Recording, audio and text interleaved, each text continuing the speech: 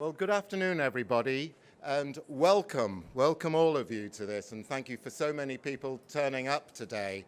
I've just had a conversation with the Health and Safety Director of the show. If anybody wants to sit and perch in the front to be more comfortable, they'd be very welcome to do so.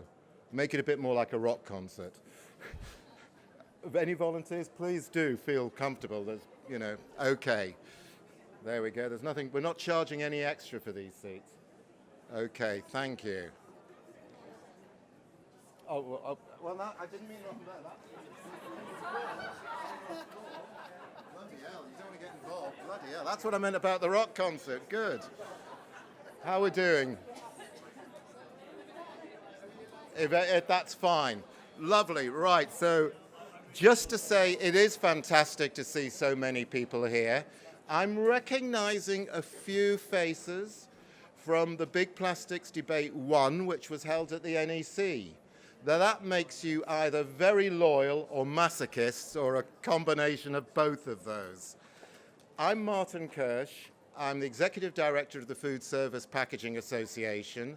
Our members produce, manufacture, import, sell, and use packaging used to service our on-the-go industry, takeaway industry, the coffee shops, the caterers. And that's the bit you see at the front of house and the other stuff which is used in the kitchens. So it is a vast industry. And you might imagine with all of this going on, Big Plastics Debate, we are in the center of a storm. And we have been for a long while. Now, plastics is not just, a trade issue anymore.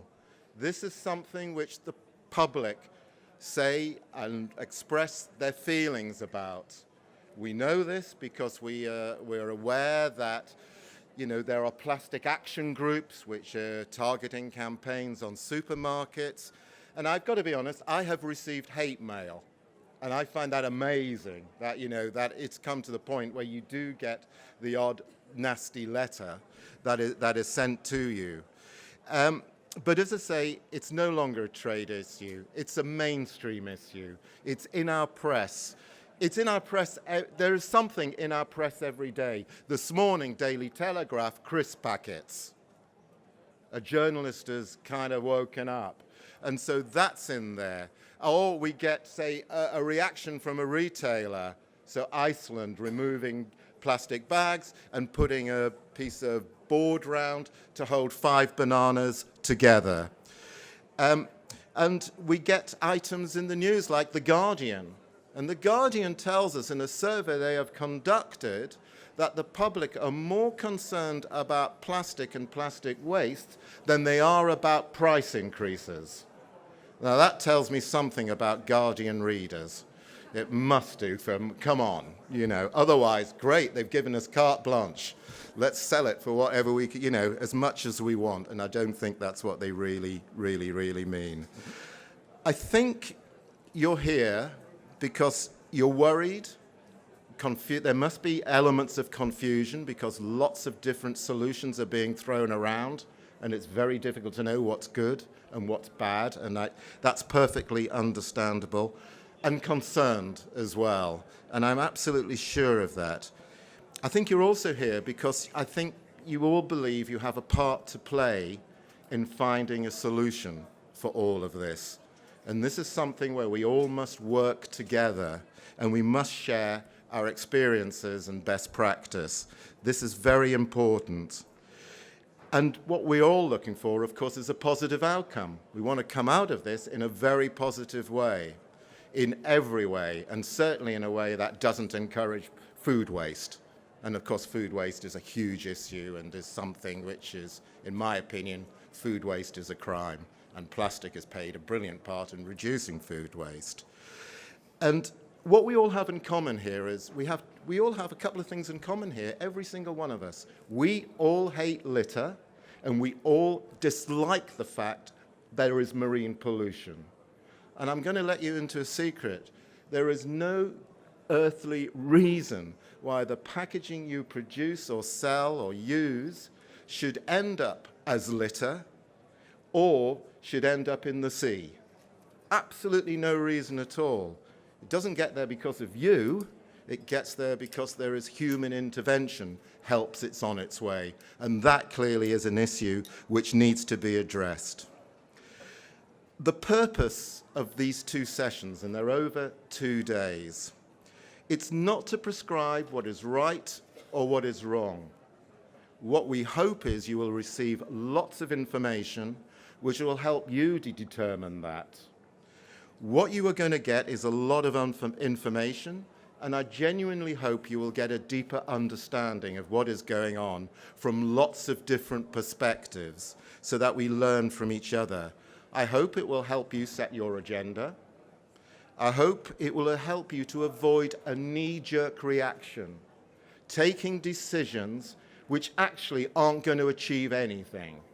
They may say your reputation looks good and it's good public image and it looks good in a newspaper, but if it isn't going to do something in the long term and actually address the issue and make a difference, then there isn't that much point to it. It is too knee-jerk, and I've got respect for those organizations who are looking at all of this, who are going through this, and there are a lot of blue-chip companies doing so who are taking their time.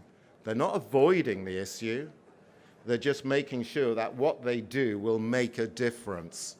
And that is so utterly important in all this. So we're looking at this from a lot of different angles. This afternoon, we're looking at the government role and how we're working with government to make what they do, and we know things are happening, but at least if they're doing things, then they better be effective. Otherwise, all we're doing is punishing the public, and that is not on. There are 4 forthcoming consultations, and they will be referenced, I'm sure. They probably, from what I heard last night, will be issued in December after the budget, and they will be looking at extended producer responsibility and the packaging recovery note system. There will be one looking at the deposit return system, and there will be one, you'll be pleased to know, which is looking at straws and other items as well. And I can see from the audience you all are going to respond to the one on straws. So you will hear about that. We will then go on, and that's the big talk we're going to hear at 3:30. And then in the big group we're having at 4 o'clock, we will then really be looking to see how you can all be part of the solution rather than being the problem.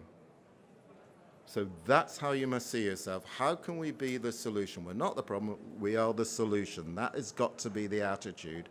Tomorrow will be, and I think it starts at 2, there will be a number of people presenting their ideas to deal with some of these issues to a panel, and I have to say this is a very strong panel, and I wouldn't fancy it myself.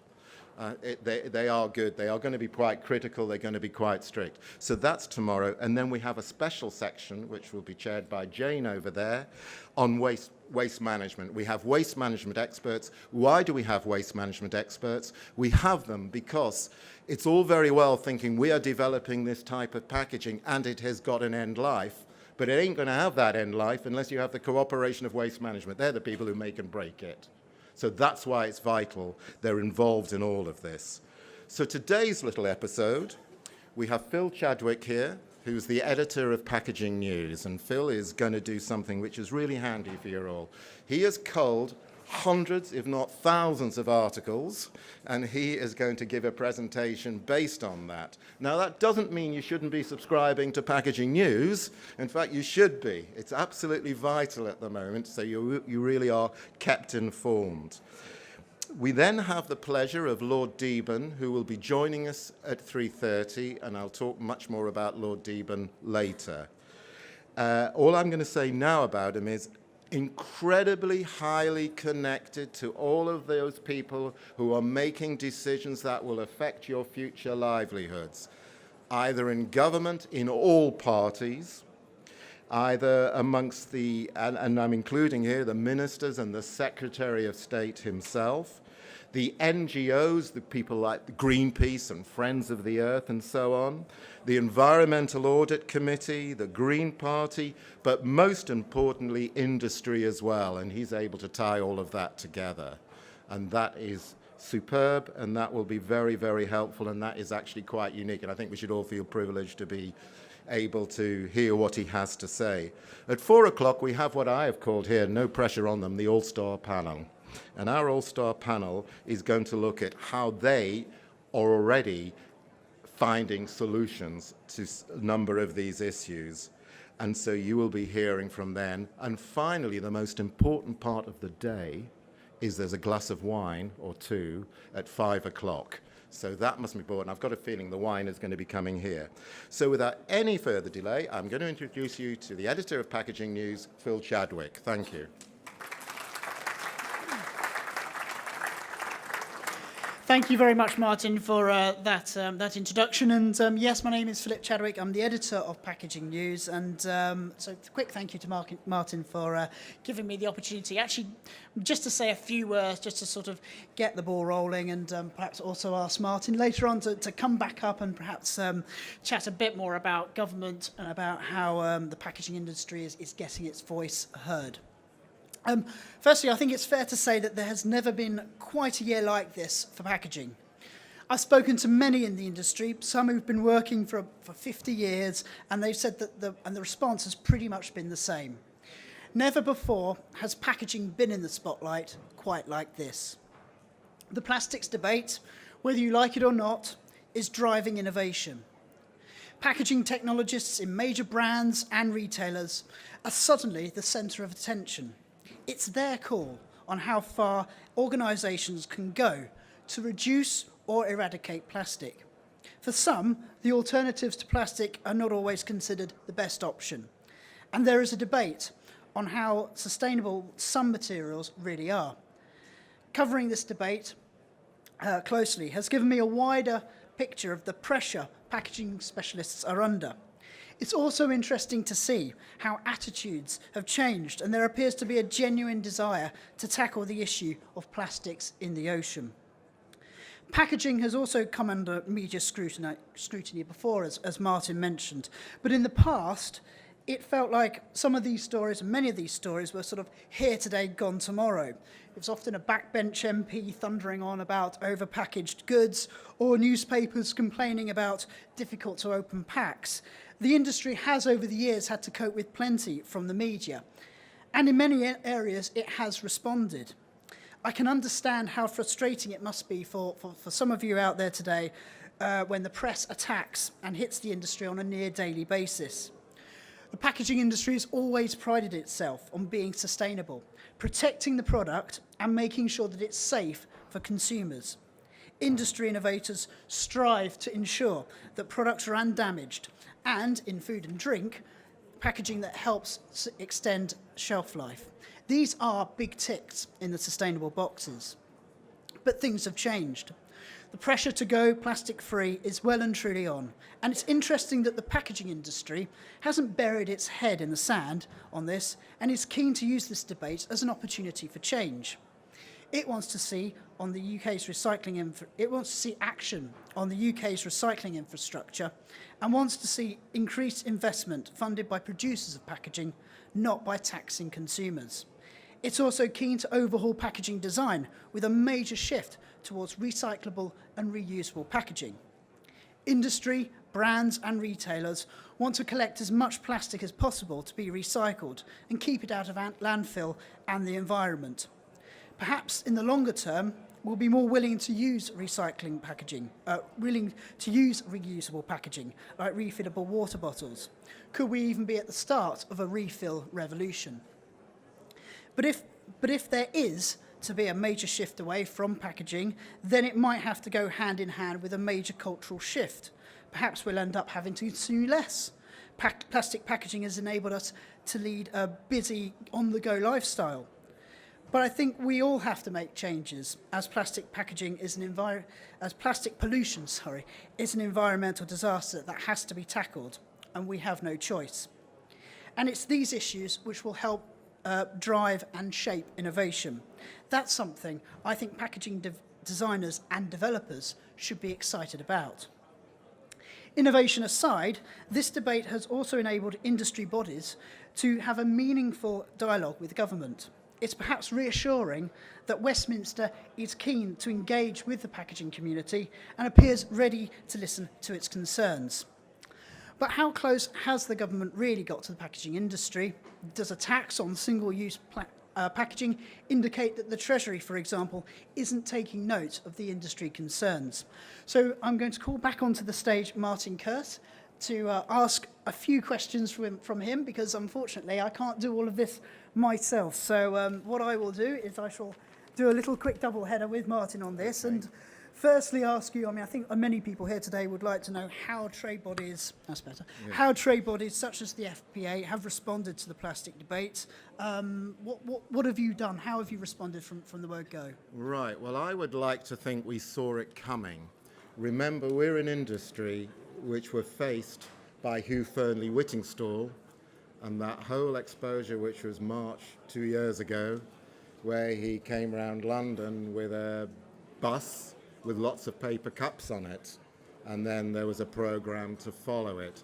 However, even before that, we had been very involved with particularly the paper cup, trying to understand how it can be collected, how it can be recycled. And a lot of work went into that, and that was genuinely up and running even before Hugh Fearnley-Whittingstall. I know he accuses us of having reacted to him, but that genuinely isn't the case. We always knew there was going to be trouble at Mill, and there has been trouble at Mill. And what we've done is we've done a number of things. The first thing, I think, is to work with other organizations. We have great relationships with the material trade organizations. And it has to be said, it hasn't just been the British Plastics Federation, we've been involved with the Confederation of Paper Industries. The whole industry and all the various different packaging types which are out there, we've worked very closely with them. One of the great achievements I think we had is, our big story is we believe, we know and we have the consent of industry that they want to reform the packaging recovery note system. I'm not too sure if everybody's going to be aware, but it's actually how we do our compliance, by buying packaging recovery notes. When the system was created, fun enough, by Lord Deben, so you're all seeing the person who created that system, it worked brilliantly and has delivered recycling in this country at a much lower cost than anywhere else in Europe, and has given us data. However, it met what it was required to do, but what is now required is much greater. And therefore, that is why that system needs to be reformed. We brought together, and with the other trade associations, the big brands, the high street retailers, we had a round table which we got them all together and we discussed it and got an agreement that business was willing to pay more in order to deal with these issues. Again, everybody had the same motive. We hate litter, we hate marine pollution, we want more recycling. And so that's what we've focused our time on. I mean, do you think it's fair to say that this is, though, we've had media storms before in packaging. You've had to bat off a load of people before about all sorts of stuff. Do you feel that there's something fundamentally different about this? God, yeah. It's the level of vitriol. It's the energy which is going behind it and the level of organization. Not that many years ago, I remember speaking to Friends of the Earth saying, why don't we talk about packaging? And they said, no, we're not really interested in packaging at the moment. That is hard to believe, isn't it? And that was pretty much the same from Greenpeace. And it wasn't that long ago. It wasn't one of their top targets. It has changed. What has also changed is the level of interest from the media and the level of media hostility. It's worrying because one of the worst parts about it is actually people, and it's buried, is what packaging does well and what packaging achieves and how it's a miracle to be able to feed a population of over 60 million and ensure that food does not get, or as little food as possible is wasted before it gets to the supermarket shelf. So I would say it's the level of energy, the level of vitriol. It's getting a bit nasty out there. You mentioned earlier, actually, in your opening remarks, you've actually had hate mail. Is that? I do. mean, is that a first? Have you ever had? Has as an organisation you ever had that before? Well, not to do with packaging. No, I mean, it may be other things, but certainly not that. So do you think that this whole debate has been, and I hate to use this phrase, but I'm going to use it, a game changer in terms of the public perception of packaging? Oh, it is. Well, it should be a game changer.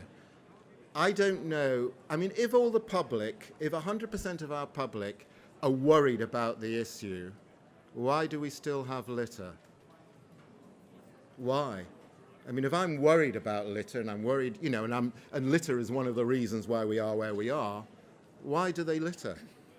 That can't make any sense at all. If I was concerned, that's one thing I would not do.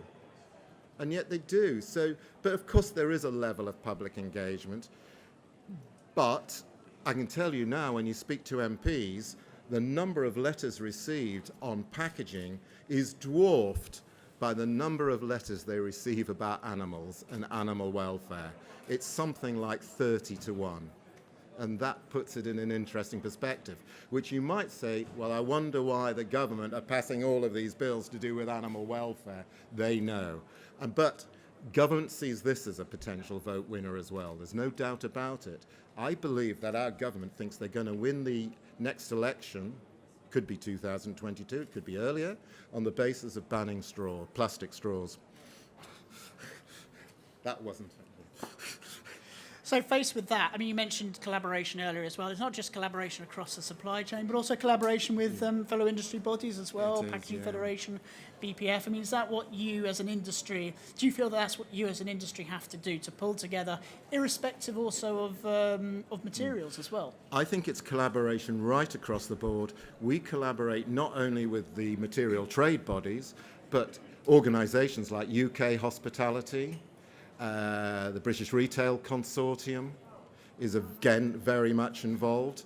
I mean, there's a whole range of organisations which come to the table as far as this is concerned, but also collaborating, believe it or not, and we have healthy dialogue with Greenpeace, with Friends of the Earth, with the WWF. In fact, the WWF are speaking at our next conference.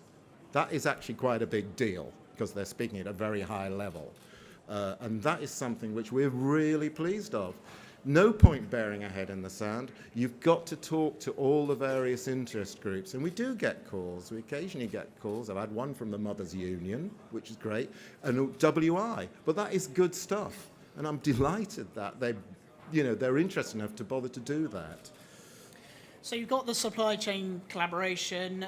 Now that means, I'm guessing that means that you've gone to government with a much stronger voice, as it were.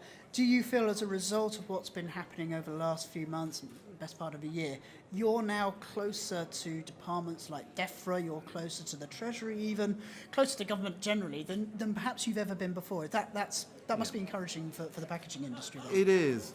We have dialogue. I mean, we've had a lot of dialogue with the Treasury, and I never imagined, as a little lad, that I'd be going along to the Treasury, other than sort of for non-payment of taxes or something. But it's, we've had a lot, and, they brought me in to look at press releases and so on. So they clearly are talking to a lot of people in business, in industry, who are involved in packaging. And I'm actually really pleased, and I would give a big tick, even though I may not like what they may be doing by placing a tax on plastics, but I will give them the biggest tick for bothering to engage with business and taking into account a lot of what we're saying. We always used to talk to DEFRA. That has stepped up. And remember, DEFRA is coping with something else, which I think is actually more important, is what is going to happen post-Brexit. And in my mind, post-Brexit, Brexit is one of the critical things here. And it's a bad time to be introducing these measures and diverting the packaging industry from ensuring there is enough packaging available post-Brexit in order to put the food in order to distribute to people.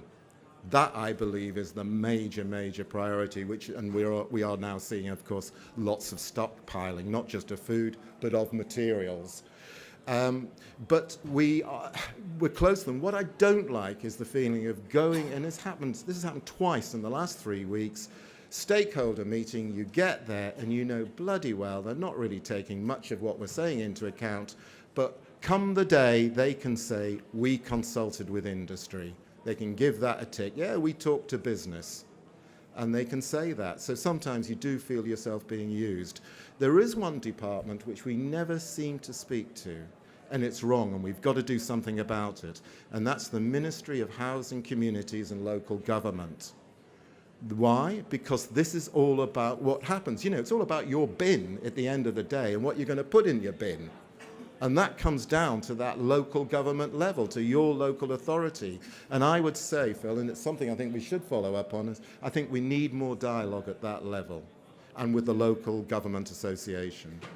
Can I actually pick up on something you mentioned there just now about the tax on consumers? Can I ask, why do you think that's not a good idea? Because the government will say, well, we want to make behavioural changes, move people away from sort of disposable packaging, then perhaps taxing consumers is the best way to make them think twice. So why do you, as a body, think that that's not a good idea? Well, we don't, first of all, know where the tax is going to be.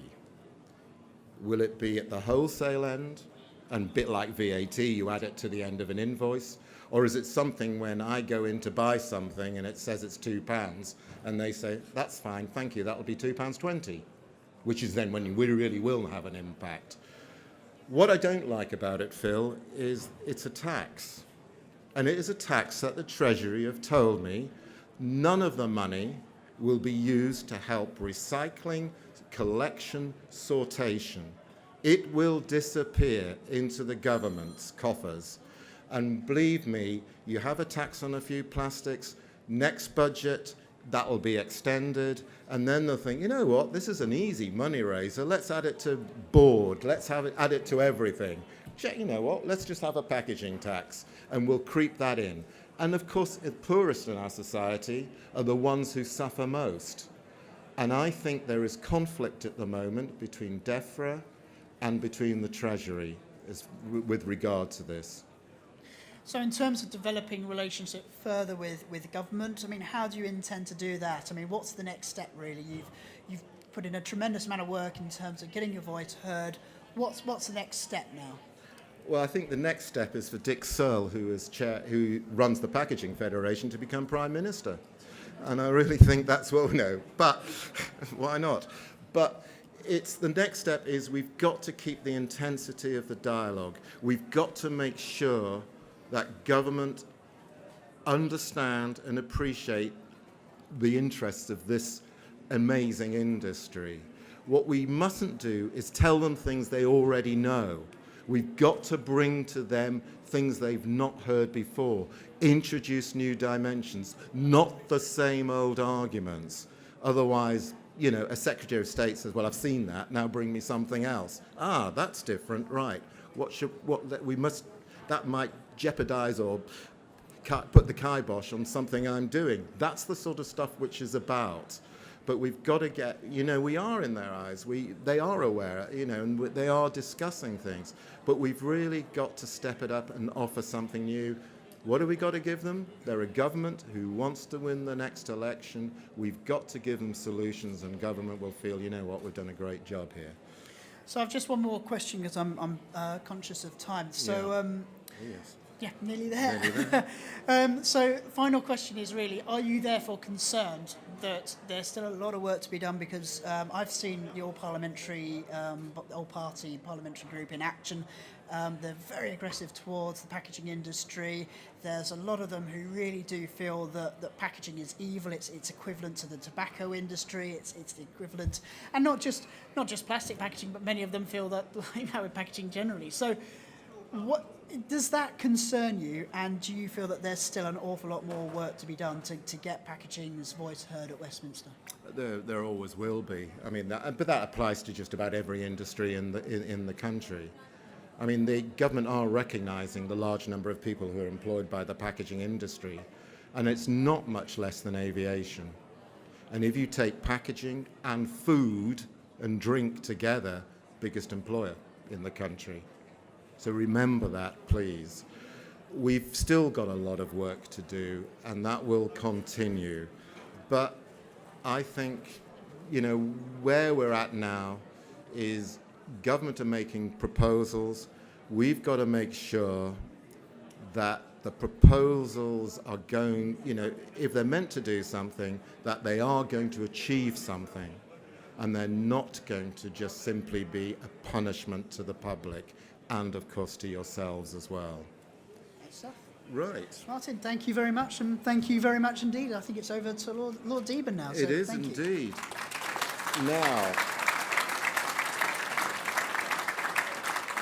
Now, welcome. Hello. Now, I am aware that Philip has to go because he's organising the Luxury Packaging Awards tonight, which makes him a much calmer person than I would be if I were to be organising it, I have to say, so I admire that. Thank you. It is my pleasure to introduce Lord Deben, or should I say the Right Honourable Lord Deben, I like the definite article, PC. I've always say this when we talk, the bio and the Wikipedia and all the other stuff is so incredibly long that you actually have to spend a bit of time trying to work out what to miss out of this bio. It's incredible. Lord Deben is chairman of the UK's Committee on Climate Change. And I noticed recently he's been making a lot of statements about alternative energy, particularly reference to Hinkley Point C, where I think renewable is half the price, almost, which is crazy, one of those crazinesses. But I guess when you're on the road, it's very difficult to get off it again once having made a decision. He's also chair of the environmental consultancy Sandcroft International. That was founded in 1997 to advise companies of on their corporate responsibility strategies. Globe International, another one, the Global Legislations Organization for a Balanced Environment. Completely different, and it is very important because it brought two organizations together. The Personal Investment Management and Financial Advice Association. Great example of not having too many trade associations, being one body and being very forceful. He's a member of the government's Food and Drink Council, which was set up by the Secretary of State. He was elected to the House in 1979, became Conservative Party chairman, joined the cabinet of what was then, and this will date some of us, the Ministry of Agriculture, Fisheries and Food, MAF. And then he went on to become Secretary of State for the Environment in 1993, introduced the Environment Act in 1995, and the landfill tax as well. Instrumental in passing the Climate Change Act of 2008. He has been described as the Environment Secretary against which all others are judged. Now, I hope they're not judging you against Owen Paterson, and I hope he's not a friend, because that would be a one-horse race. Friends of the Earth described Lord Deben as the best environmental secretary we've ever had. I like a couple of quotes. I love the quote in the Guardian, which was at the time of post-Brexit and the arrival of the Donald in the White House. Two terrible examples of what happens when the obvious sensible is taken for granted. Anybody who reads Packaging News, and I hope you all read Packaging News, there is an article by Lord Deben in the latest edition. And he says, Brexit comes from people stuck in the 19th century. They still think Britain has an empire, which I hadn't realized. Have we lost the Americas? Because I wasn't aware of that. Ladies and gentlemen, Lord Deben, thank you.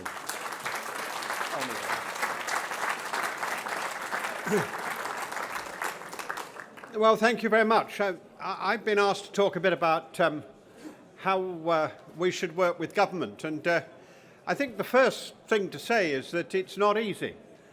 Government doesn't find it easy to work with itself, leave alone with people outside, and there is a real issue about the fact that government isn't, even if it's the best of governments, it isn't properly joined up. And our problem is that we're dealing with all sorts of bits of government, and we tend to forget that, because different parts of government deal with the things which for us are integral to the whole matter of packaging.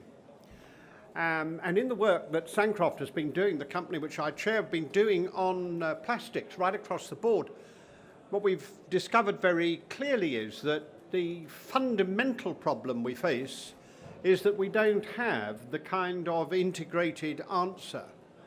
And therefore people go rushing after what seems to be an easy solution. They think there is a silver bullet, when of course it isn't like that. Because plastic and packaging as a whole are there for a reason. It's been an essential part of the overall change that we have in the lifestyle of people, not only in Britain, but in the developed world as a whole. Without packaging, we wouldn't have the sort of society that we do have. And for many reasons, we can argue a very good case for packaging. When people talk about it as if it is somehow unnecessary and without value, it's that they've forgotten that they can now have much fresher food much longer, that they can support families where both parents are out of work, where they can put things easily into a freezer, that they can find and use things when they want it, that they can make choices which they couldn't once make. I'm old enough to remember my mother going to the village shops with a basket, of course, because there was no question of a plastic bag, with a basket and going down to buy what was there. Not what she wanted, but what was there. To buy vegetables which had gone up from the market gardens locally to Covent Garden, which was where it used to be, had turned around and come back again, and was there in the village greengrocer pretty tired. Indeed, we grew a lot of our own vegetables, not because my father had either the time or the inclination, but simply because it was so much better than the awful vegetables that you got in most towns and cities. And then you went into the butcher and the same thing was true. And, and then into the grocers and found that the choice was very limited. And I think before we talk about packaging, we should begin to recognise right from the beginning that people didn't take to packaging because they had some sort of odd, peculiar desire for it. They took up to packaging because it did things, it created things, it made it possible for things. It was essential for the kind of lives we live. And unless we're prepared to start there, we can have no proper conversation with government because we don't know what it is that we're talking about. We're not just trying to meet particular views. What we're trying to say is, here is something which matters to the economy of this country. How do we make sure that it doesn't destroy the environment of this country and others? But let's start by saying that it matters. And so then when we are dealing with government, we've also got to understand what it is that their problem is. You know, in business, we all understand in business, if you want to sell a product, you've got to start off by wanting to find out what your customer wants. What's his particular problem? Not trying to say, I've got this thing, so I'm going to make you want it. That's not a good way to sell things. It's, how do I show him that the product that I've got is exactly what he needs? And we always know that the best salesmen are able to make you feel that it's exactly what you need, even though it's the opposite of what you've come in to buy. Well, now, what is it that government needs? Well, first of all, it needs to be able to show the world that it is taking proper action. And in an odd and dangerous way, it's more important to show that you're taking the action than to show that the action's worked. And that's one of the problems. And Sancroft has been trying to discuss these issues. It's been terribly important to get people to say, don't just say what the action is, but really work through what happens if you do that. And work through, too, how much it's going to cost. So the first thing that government has to know is that what you are proposing enables it to show that they are taking real action. The second thing is that the government is constantly, any government, doesn't matter what politics it is, any government is constantly concerned as to what are the front page stories of the Daily Mail. So it's not just taking action, but taking action of a kind which the Daily Mail will see as being appropriate and acceptable and not upsetting some part of its audience. So the two things are essential, that we understand that that is what the government needs to do, and we understand that even if it wasn't this government, whatever government was there would need to do those things. And the third thing I think we have to understand with dealing with government is that the particular issue with which we are specially concerned, which is plastics, ain't going to go away. There have been times in which packaging has been unpopular. There have been times when people have sought to have less packaging.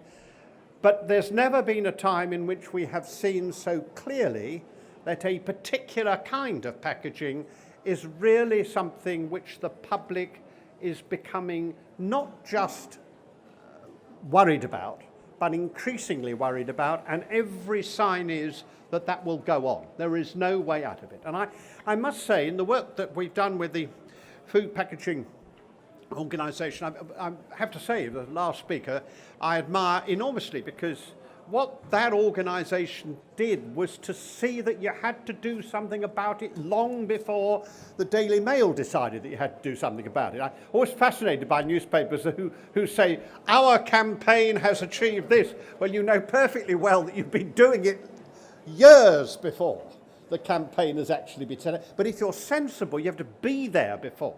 And that's what Santos tried to try all the time, is to be there before it.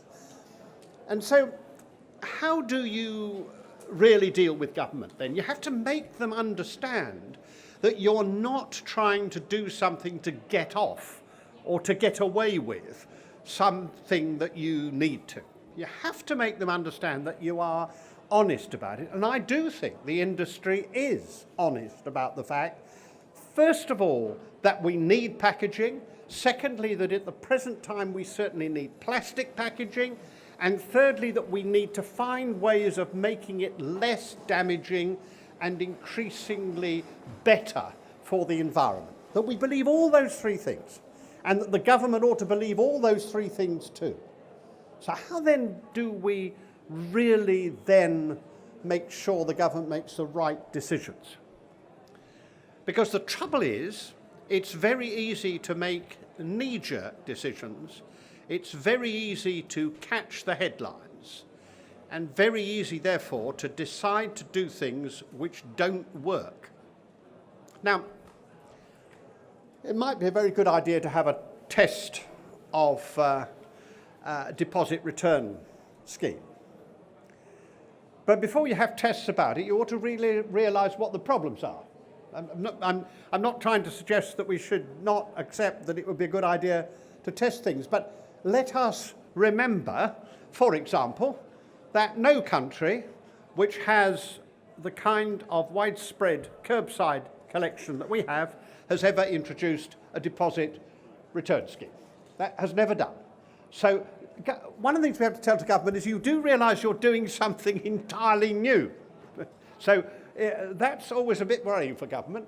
It may not be the best route. And secondly, you have to say to people, you do realise what it's going to cost. That's a very important issue, because the fact is they are going to be nailed by it. If they want to do this, or whatever it is, then the cost is very important. And thirdly, you have to say, you do realise that it isn't actually going to address the real problem. And that's also very important. Now, that doesn't mean to say you don't want to test it. Doesn't mean to say that you want to take for granted what people say. But it does mean to say that you should try to help the government not to make promises which it feels it then has to carry through, even though it's learnt that the proposal wasn't exactly what they wanted to do. So it's very important to be truthful and open with government, and even if it sounds unpopular at the time, it actually in the end earns the respect of ministers. The second thing you have to do, having been so clear, you then have to show how best to do what the government needs to do in a way which works for the industry. Because in the end, it has to work for the industry, because the government needs it to work for the industry, because the government's not going to do it, the government can't do it, we have to do it. So we have to be honest about a number of issues. Let me take a very simple example. We were talking only yesterday with a company which was discussing how we could more effectively recycle black plastic trays. Now the truth is, it won't get any headlines, but if you could make them black without using carbon, it's much easier to recycle them. That's an issue which the industry can understand. It also is more expensive, so we have to work out how that works. And we have to help the government to think about that. Because if the government wants something to be done on the back to black plastic trays, there's not much point of doing it without having faced up to the issues that you need to have if you're going to do it. And this is true right across the board. An awful lot of small things. Just think how long it's taken us to get the government to understand how balmy it is that every district council has a different list of things to recycle. I mean, I remember listening to Mr. Pickles, the large gentleman, you remember. I produced a plan, actually, called The Quality of Life, and in it was a plan to have a standardised system for all this. And Mr. Pickles said, oh no, we can't have that. That means taking away the power of local authorities to make their own choices. What a balmy concept. The fact of the matter is, if you really think that local government depends on being able to choose the sort of plastic you recycle and the sort that you don't, in order to show that Suffolk Coastal is different from mid-Suffolk, seems to me it's pretty potty. And as a result, they all collect different things. So I live in mid-Suffolk, and I have a sister-in-law who lives in Suffolk Coastal. She's not very well, so I go and do a bit of help. And when I have to throw things away, what do? Well, I'm a geek, so I look through the list and I find out what I have to put in. I'm the only person in the entire district who bothers to look at the list. So as a result, most people put it in to the non-recyclable because that's easier and simpler. We just have to help government to see that the best may well be the enemy of the good, but if you want the good, you want to make it simple. You want to make it simple and you want to make it clear. So we want to be able to mark anything that's recyclable, recyclable, and anything that isn't recyclable, not recyclable. That isn't difficult. Government must understand that. And we've got to get close enough to the government to show how we can help them. But there is a quid pro quo too. Government has also got to say that every local council must have a basic minimum standard of recycling so that everybody knows it.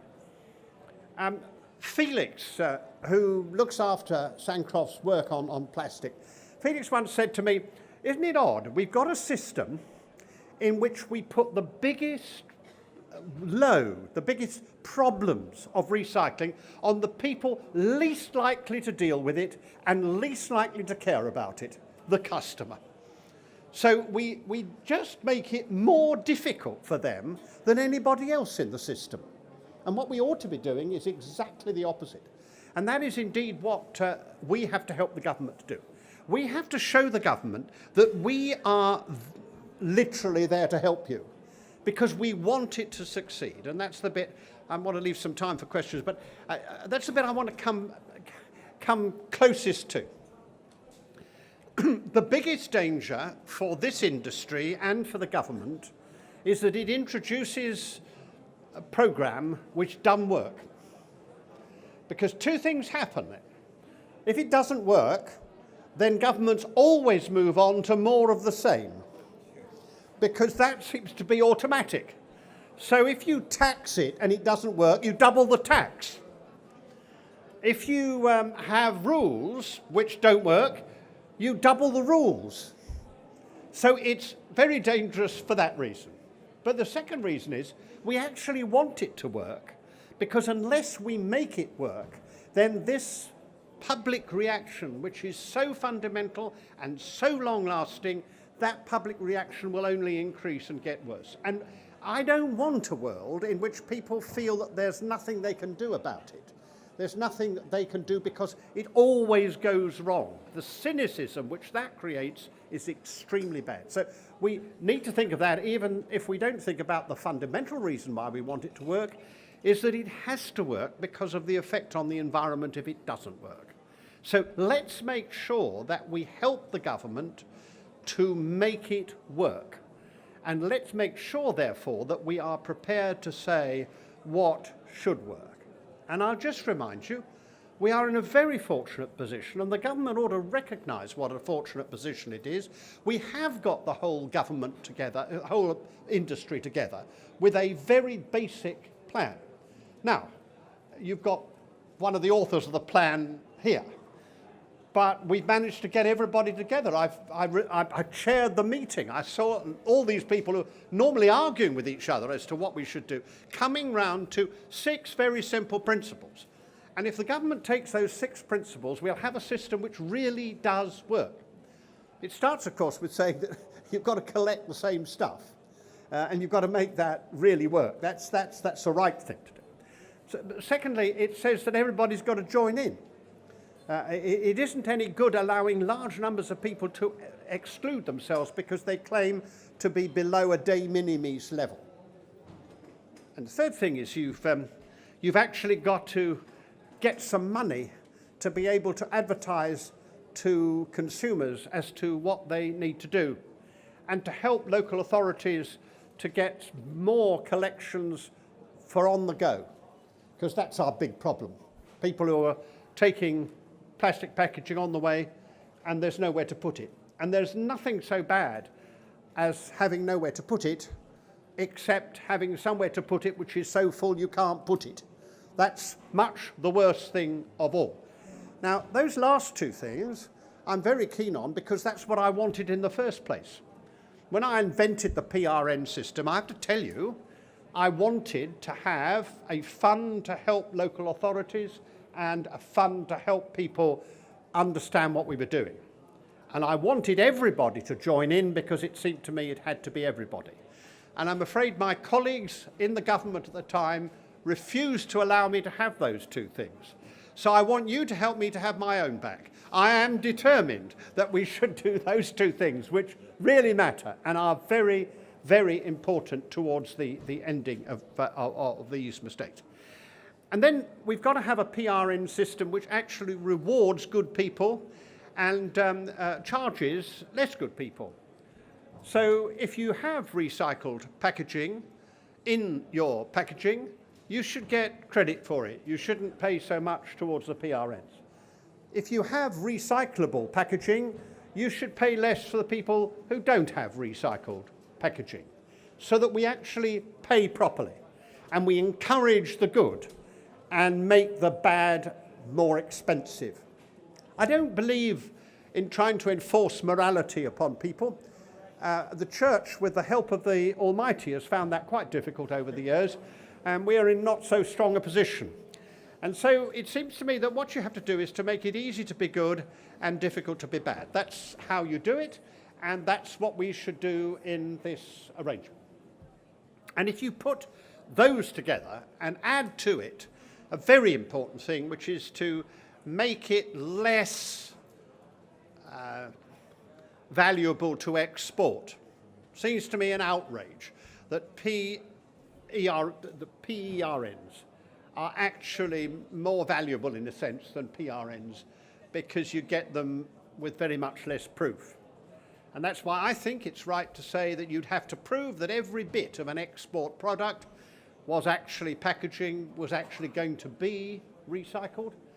And if you didn't do that, then you'd only get 70% or 80% of the package allowed, the bale allowed, because we all know that in many of those bales in the centre are things which never saw a product in their lives and had nothing to do with packaging at all. And so if you do those 6 things, you can make a huge difference. And we need together to help the government to see that this would deliver the goods. And we need to be willing to listen to any other ideas to add to it. But we should make sure the government recognises what an enormous advantage it has over any previous government. It's actually got an offer from the whole industry which has been brought together with blood, sweat and tears. And 1 or 2 of those people who've been doing it are here, know very well that the government could take all that and get real support.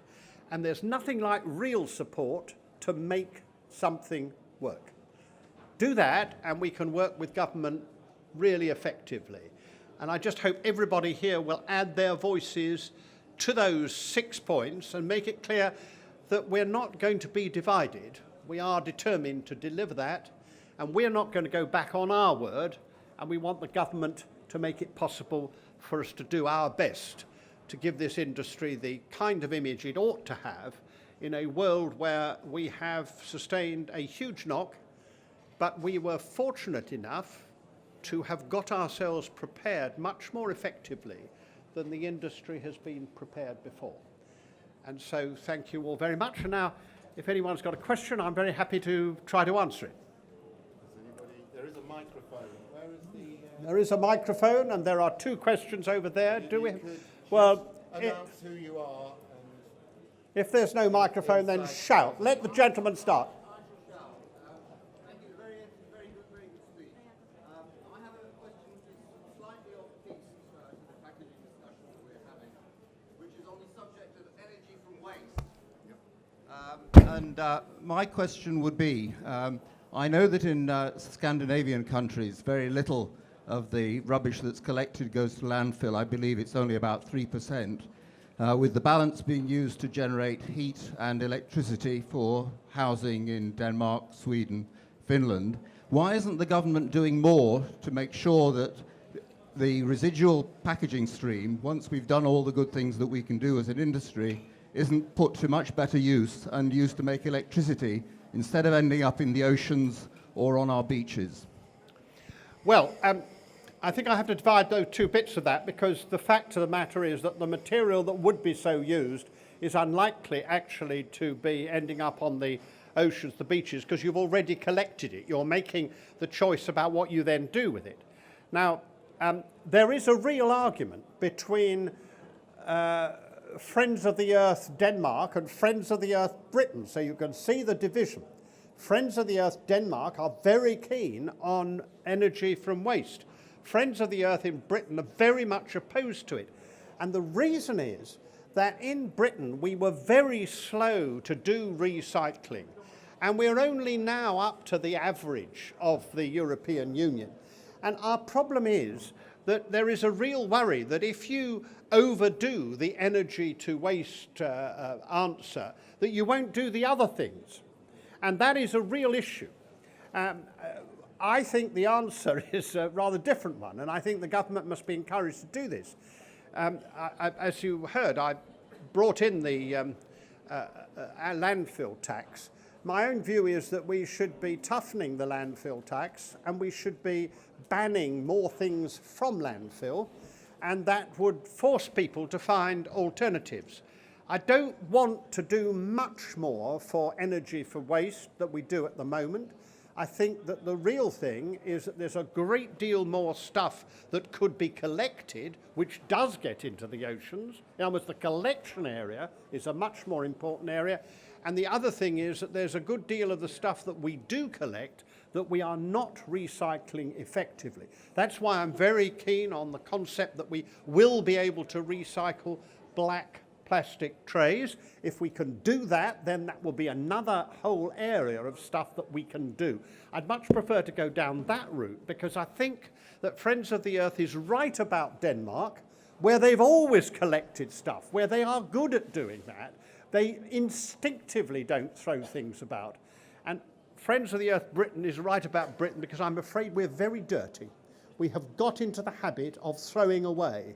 and there is no such place as away. Lady there. This will have to be our last question, I'm afraid. Jane Beavis from the On-Pack Recycling label. Great speech, and I absolutely endorse everything there. Obviously, we're very concerned about engaging consumers, and I completely recognise the statement you made. We often say consumers are the weakest link in the circular economy chain. You know, we have corporate ownership of those materials all the way through, then we give them to 60 million people and hope we get some of it back. Do you think that as well as making collection systems more consistent, labelling on pack should be mandatory? And whilst it's not, do you think that there is brand value for those brands who do engage their consumers in that way?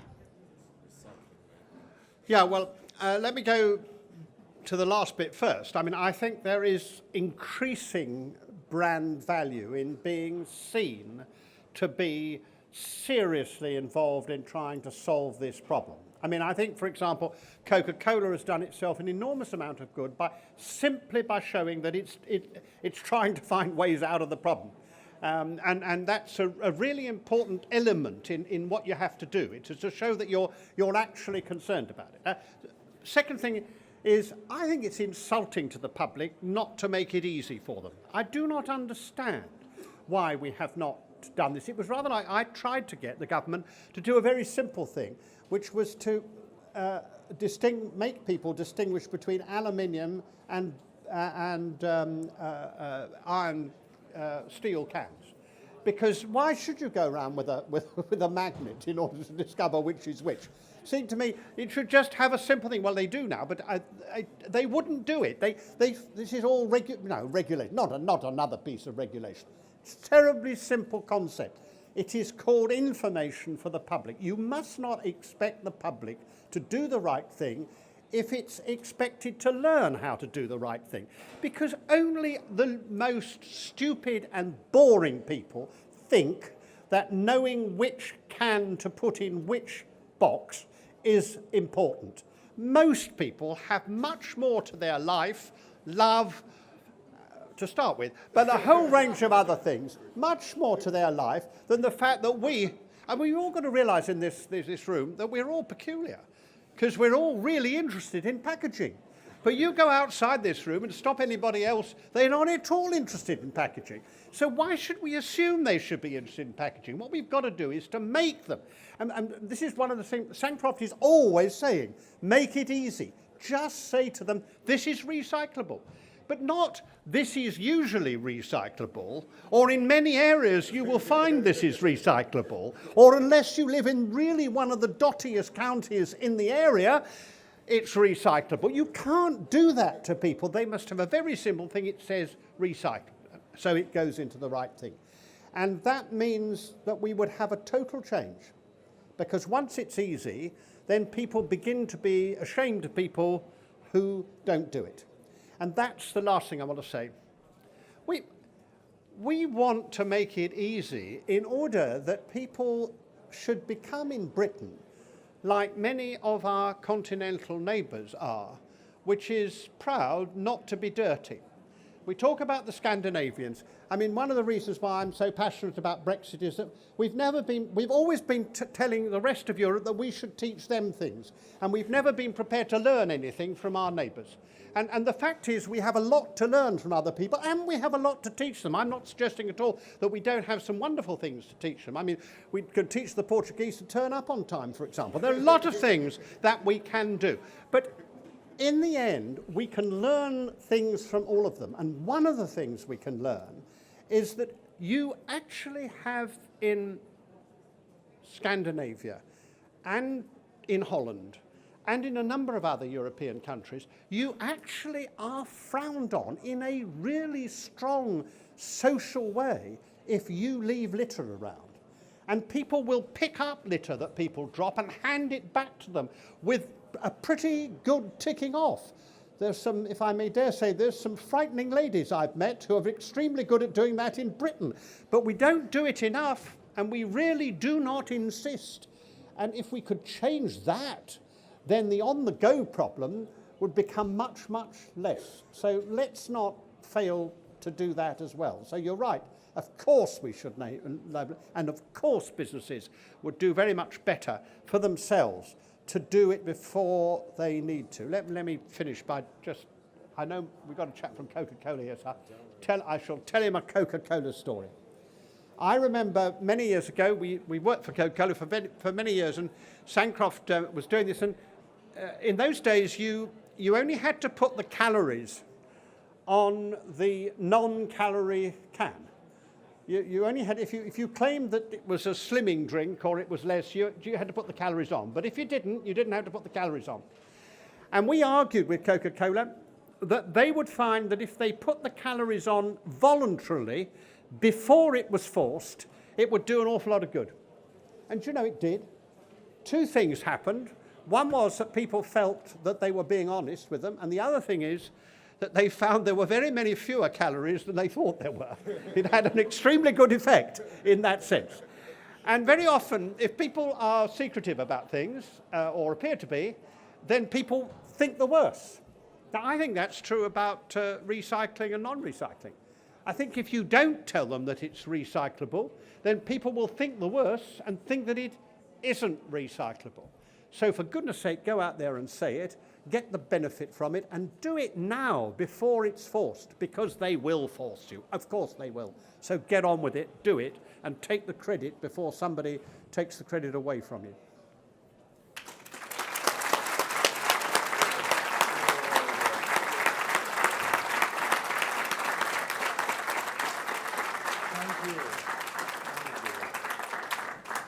Well, thank you so much. I hope you're not going to disappear, man in that shirt over there, because we've got a brilliant session coming up. But first of all, I want to express on your behalf our grateful thanks to Lord Deben, because there were so many good lessons to be learnt there. And what I do like in life is a positive unintended consequence, the one Jim and his company had, which is absolutely fantastic to see. There were a lot of brilliant nuggets in there, and I'm sure we can use those as the debate goes on. So once again, let's have a big round of applause for Lord Deben. Thank you. Are you...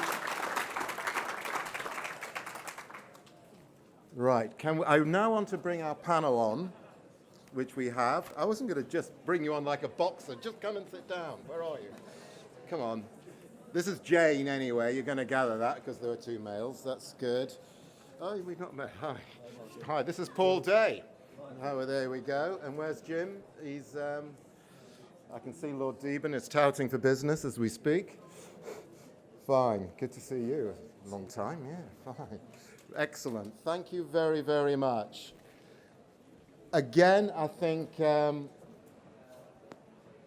sure, we have learnt a lot this afternoon. I hope you have already.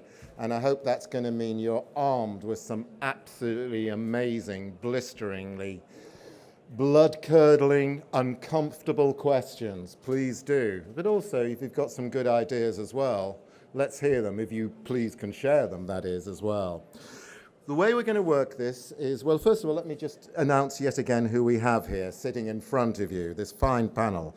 We have, God, I always get my left. As I look at it this way, we have from left Jane. Jane is, we are talking here about Jane, and Jane, of course, is Jane Skelton, of course, just when he went out of my head, who's head of packaging at Sainsbury. I will do a proper bio, believe me, later. This is getting hard work, this now. We have Paul Day in the middle, and Paul Day is the senior packaging technologist at Church & Dwight, and we'll hear more about them in a moment. And then finally, Julian Hunt, and Julian is the vice president of Public Affairs and Communications at Coca-Cola, and they will be giving a short address, actually in reverse order, just to make it even more interesting, and I'm going to invite Julian in a moment. But first, we need to say just what this is about. I mentioned before about being responsible. What we have here is going to be a demonstration of how packaging and how retailers and everybody working together is part of the solution, not the problem. We must come out with that in our minds. How can we be part of the solution? So here we're hopefully going to learn some tips, some ideas, and some of the difficulties in doing so. So what we're not saying is, we're not saying here, let's have a society in 5 years, which is a little bit like Gilead. If you watch The Handmaid's Tale, you'll know what I'm referring to, in a very sterile society where we don't have any plastic and we have lots of food waste and we don't get the benefits of what plastic has done for us, but we're able to use it to our betterment and deal with it appropriately. So we're not necessarily plastics free, but plastics responsible. Now, those are not my words, they're the words of one of the big NGOs. And that is something which, please, keep in mind. Julian Hunt, as I mentioned before, is Vice President, Public Affairs and Communications, Coca-Cola. He has a Bloomberg bio, and anybody who's got a Bloomberg bio really impresses me. I'm easily impressed, I have to say. He joined Coca-Cola European Partners in 2011 as VP of Public Affairs and Communications for Great Britain. And he's responsible for all aspects of their internal and external communications, as well as its government and sustainable affairs program. And he's led the development of so much of sustainable packaging strategy for Coca-Cola. Before then, he was Director of Communications at the Food and Drink Federation. I'm pleased to say it's an organization we work closely with, an excellent organization and well led. And he's helped the industry through many challenging debates. You weren't around for Horsegate, were you? Was that? You missed that. You were successful. You successfully missed that one. Well done. He joined Food and Drink Federation from The Grocer, and The Grocer, of course, is a publication to which our industry is a bit like a Bible. So it's, you know, one of the most valuable publications we can ever be in. And prior to that, he was the editor of Packaging Week magazine and off-license news.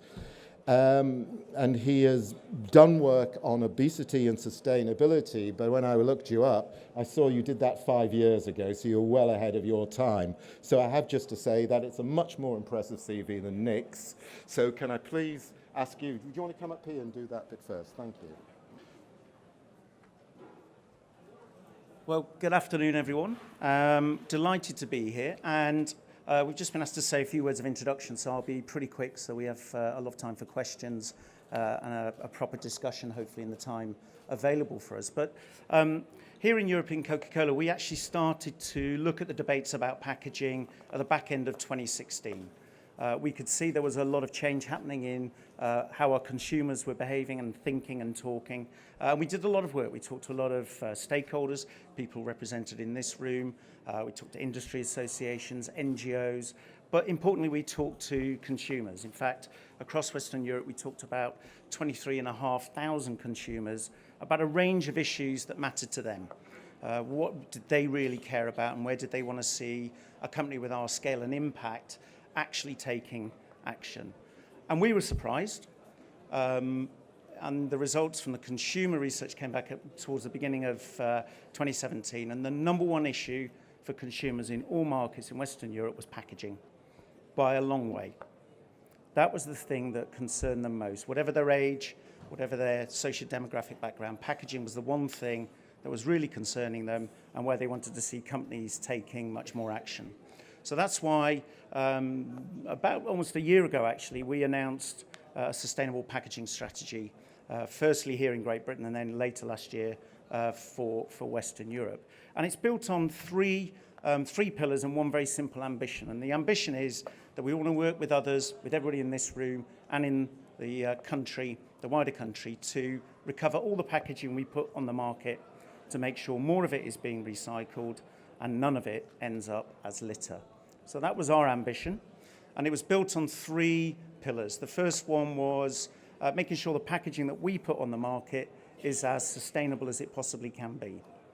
That's a role, that's stuff that we can actually control as a buyer and a user of packaging materials. That's making sure simple stuff, it is 100% recyclable. It is making sure wherever possible we use recycled material.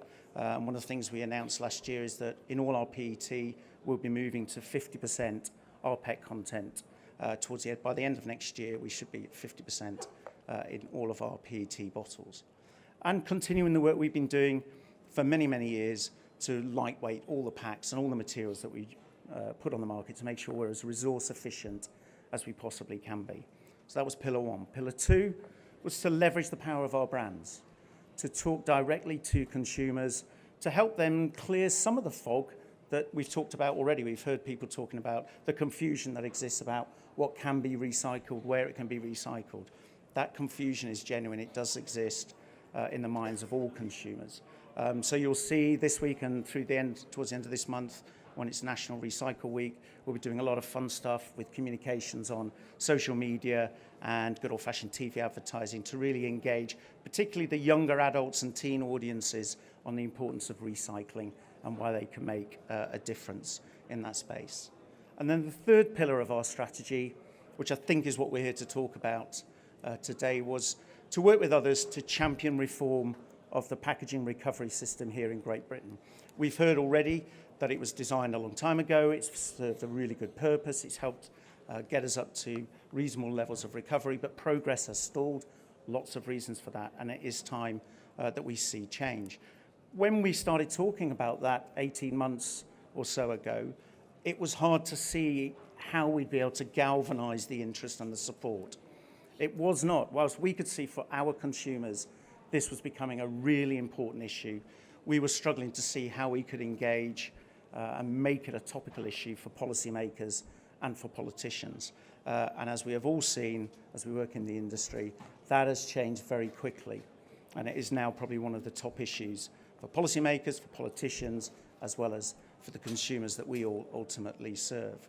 And what I would say is, please don't make the mistake of thinking this is a short-term thing, oh, people will forget about it, they'll go away and do something else. I really think from what we can see, talking to consumers, what we know talking to our retailers who are even closer to shoppers and consumers, it's very clear that this is an issue that people are really anxious about. They want to see responsible brands taking action and trying to change things for the better.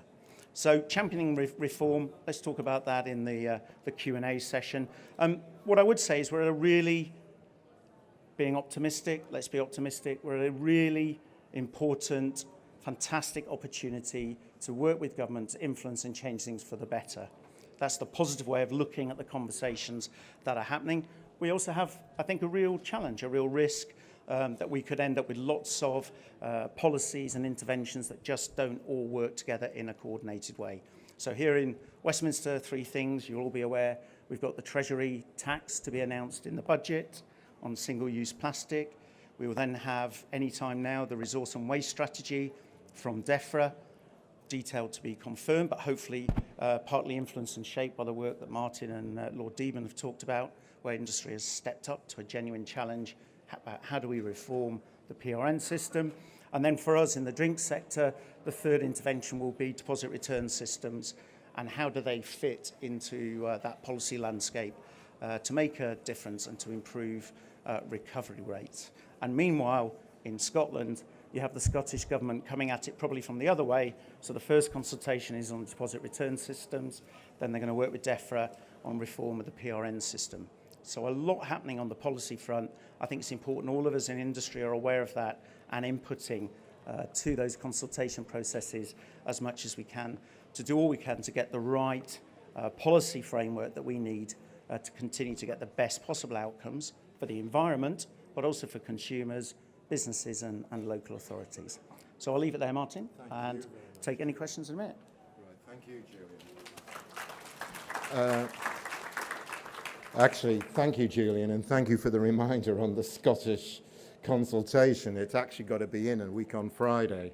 Doesn't time go quickly? I love the way they send you these consultations to respond to over the summer. It's as if you haven't got anything else to do. It's a pleasure to introduce Paul Day. Paul is the Senior Packaging Technologist at Church & Dwight. And Church & Dwight Europe, they're the company who make Pearl Drops and Arm and Hammer toothpaste, amongst other products. Paul tells us, and it's hard to believe looking at him there, that he has been in the industry for 40 years and in regard to design and development. and he's been involved in a huge number of product launches. He has worked for Cadbury's Food, WH Smith, Gateway Supermarkets, and there's not many of us in the room know what Gateway Supermarkets are, Wickes Building Supplies, Johnson & Johnson, Neal's Yard Remedies, and Unilever as well. Responsible for the creation and launch of the Summerfield brand, which you will know for Gateway, has been a member of the British Retail Consortium Committee, and he covers all aspects of design, development, manufacturing, and own brand development for the supermarkets and for FMCGs. I have to say, Paul, when I looked you up, I put Church and Dwight, I put Paul Day, and I got Day's high, $48.66, and Day's low, $47.26. I didn't know if that was your hourly rate or the share price. Paul, thank you.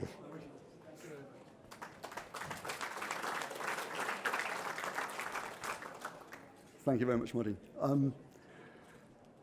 I'm really here to represent the manufacturing side of things. I've done a lot of things in my background as packaging technologist, but I'm here really to represent Church and Dwight. They actually are an American company. They have 12 manufacturing outlets in the USA.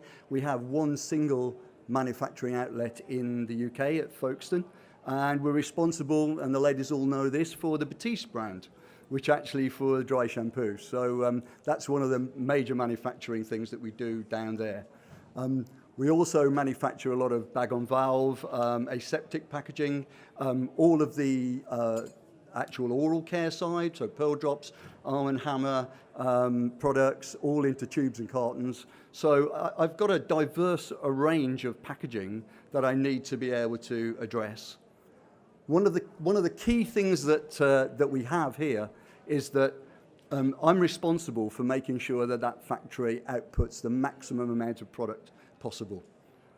So from that perspective, we have 4 robotic lines where there are literally just 2 people on each line.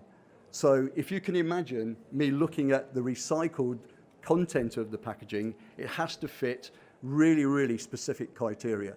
So I'm driven slightly differently, but only slightly differently from Coca-Cola, in that there's a diverse range of packaging that I can actually look at and actually have to make sure that that runs, because I do not want the production director coming down and telling me his efficiency has gone down by 20%.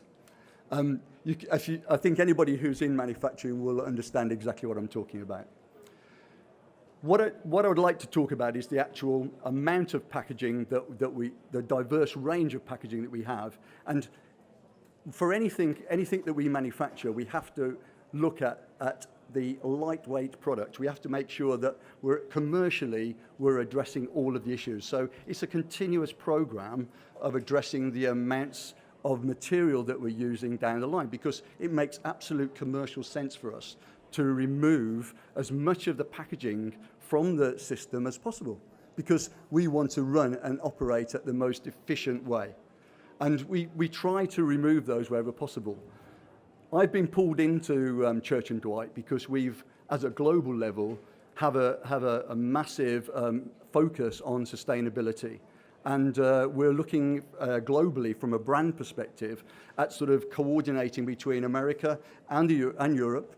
Colleagues of mine have been with me for 3 days now, and they're actually at the factory today, evaluating how we can, as a business, coordinate all of our packaging materials to try to reduce packaging, particularly plastics, and actually sort of limit the amount of packaging that we're using on all of the brands.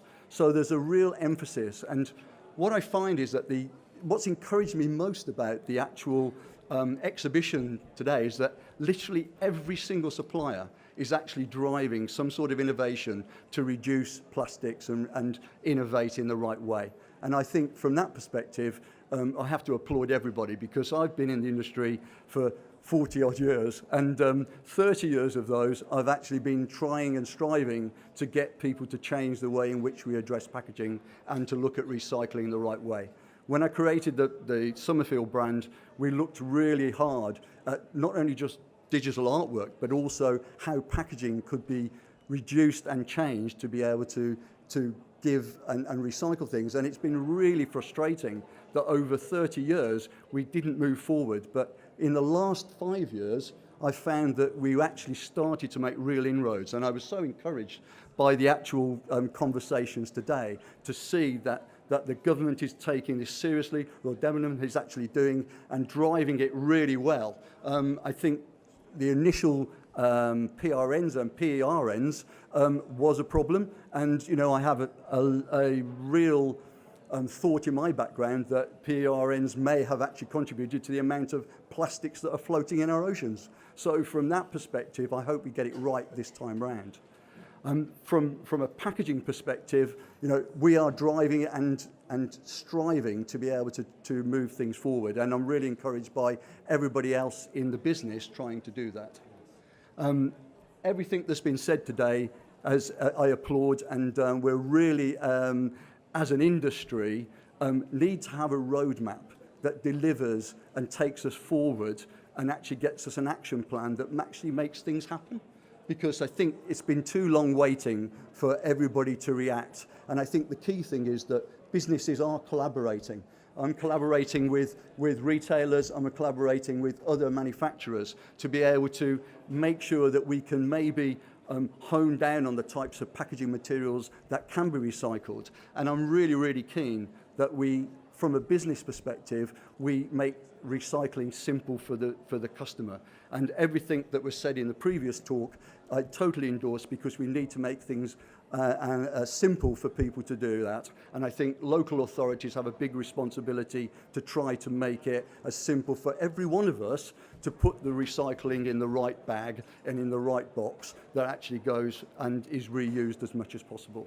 So, I'm open for any sort of questions going forward. I'm really, really happy to be here, and please bring on the questions.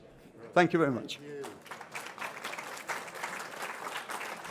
Thank you, Paul. And you did tick a lot of boxes, and I dare say some of the issue does relate from PERN, and I suspect you're partly right on that one for sure. Now, Jane Skelton. Excuse me for having forgotten the second half. I don't know why. I've known you for years, but put it down to age and a lot of stuff going on in the mind. So please do that. Jane is head of design, head of packaging at Sainsbury. And she tells us here, but hard to believe, that she's been working in packaging and retailing for over 20 years. I'm not buying that.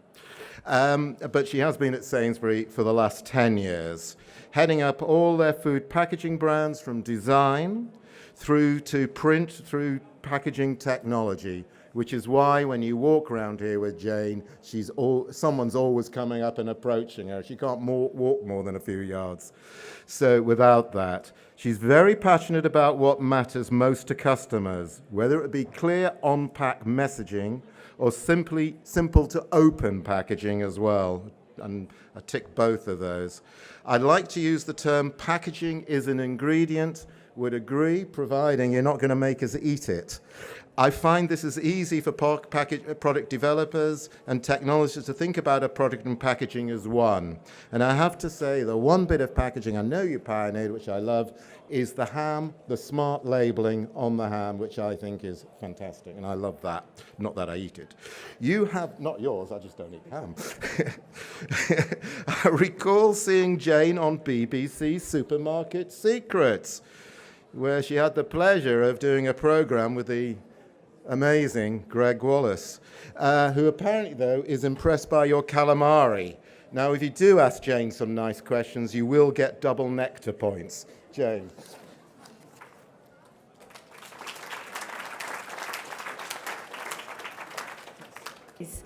But you've got to get it to them first. You've got to sell it to them first. So I came up with packaging as an ingredient because I thought they'd understand that they needed to think about it the same as product. And they do.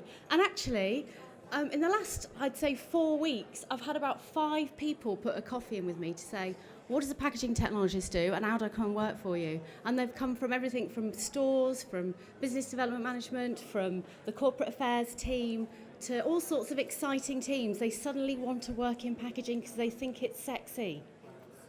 Finally, we are on the map, which is really good. And actually, there are quite, I can see a few of my friends around here. God, was it last July? Last July when we were talking about black plastic, before David Attenborough It made us all very, very popular. But we were talking about black plastic and how it was very much on customers' minds, and we were getting an awful lot of letters saying, why isn't black plastic recyclable? And we stood up at the BPF and said, this is, excuse the term, this is the drop in the ocean. Plastics is about to hit us big time, and it has. So from a customer point of view, and I think I can tell you this because I can't work out the percentages in my head off the top of my head, we used to get around 230 letters a week complaining about plastic. Why do you use it? What's going on? We have very, very vocal customers at Sainsbury's, as I'm sure many of my colleagues of Waitrose over there, yes, you do too as well. After the Blue Planet 2 and that poor little baby whale, 9,000 people wrote in that week, and they have not stopped. It is constant, and we have to reply to all of those customers and tell them why we have to use plastic and packaging, because we do. We have to use it in order to be able to protect product and protect food. So I'm not here to damage plastic in any way. I will stand up and talk to my business and our suppliers and say, it is not evil, it is absolutely necessary. We need it in order to be able to protect product through our supply chain and get it into our customers' homes. But we do have to do the right thing. And we have to do the right thing, not because our board of directors are telling us that, it's because our customers are doing that, and because it is the right thing to do.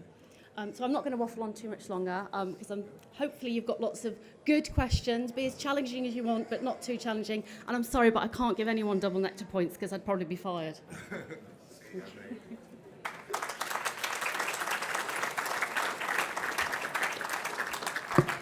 I would, of course, donated mine to charity, as you know, of course. That was terrific. So we've had 3 very excellent introductions. I'll start, you know what, I won't even ask a question just yet. Does anybody like to ask a question of these 3 fine panelists? There is a microphone somewhere. Where do we have one? We have a gentleman. I'm not going to say the gentleman in the check shirt, but the gentleman in the check shirt. Would you, first of all, sort of introduce yourself as well and your company too? My name is Tony Gardiner. I'm from LC Packaging. We supply material into a lot of produce and agriculture that goes into supermarkets. My question's to Jane. You just spoke about the letters of complaint or otherwise that you're receiving. I just wonder when you're going to start a program of on-pack education, because the one thing that's missing, the one word that hasn't been said this afternoon, is education, and it's urgently needed for consumers. I mean, I think that's one everybody can answer, rather. On-pack might be a slight challenge. They're very, very small, some of these packs, with an awful lot of legal information. We have done things like that in the past, but actually in terms of educating the consumer, it's very much on our mind. And actually it's part of the UK Plastic Pact, which is why we signed up to it, because it's the most sensible approach for the whole of the industry to collaborate and do this. But we will be doing campaigns to talk to customers about how they can recycle more, how to understand exactly what they can and can't recycle. We trialled quite some years ago, along with Tesco, where we put on things like bread bags and frozen bags that you can recycle those types of bags with our carrier bags at the front of store. So we have been doing that for some years. But I would love that we had the space and to be able to put all of that information on pack, but unfortunately we know people don't necessarily read packaging, but we have got an opportunity to do it online, in store, and actually our colleagues are brilliant to be able to talk to customers, and we are giving them the right information and the power to be able to talk to customers when they have these questions about packaging and plastic. In store, would you be prepared to do it on the shelf? I can't really share that, but I'm talking to people internally about what we can and can't do in terms of in-store, because obviously shelves come at a premium. Precious, yeah, yeah. Exactly, yeah. Okay, please pass the microphone along to Paul. Have you got one? Oh, there you go. Right, thank you. I don't really deal with produce, but you know, in terms of materials, and I totally support. I do really believe that education is a real focus that we need to make for people not only on the pack but also within our schools, because I think that for the future we need to make the children more responsible for the types of packaging and how they dispose of their Coca-Cola bottles or whatever it happens to be, and know that they can recycle that, and it is infinitely recyclable. An aluminium can, tin plate, aluminium bag-on-valve packaging, that type of thing.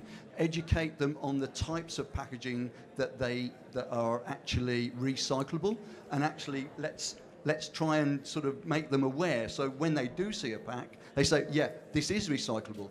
They don't have to read the very tiny writing on the bottom of the pack to say it is recyclable. Let's teach them about packaging. Let's even, as an industry, get onto some TV channels and have some education on TV channels where we go through each of the different packaging materials, why we need them, why we need to recycle them, and how we can recycle them. Because that, I believe, is the future.